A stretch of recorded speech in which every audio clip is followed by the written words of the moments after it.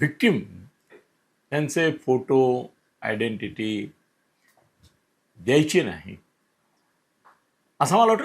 कायदा आहे, संकेत नाही. संकेत तर असायलाच हवा. पण आत्ता जे काय बातम्या येत आहेत त्याच्यामध्ये ती अशराफ निरागस अशी मुलगी, तिची जात, तिचं आडनाव आणि सगळ्यात दुर्दैव म्हणजे तिचा चक्क फोटो हा सोशल मीडियामध्ये आणि आत्ता तर मी पाहिलं एका चॅनलवर पण त्यांनी दाखवला. आणि व्हिक्टिम असतो आणि क्रूर माणूस हा क्रूर असतो. काय जातीचा संदर्भ आहे.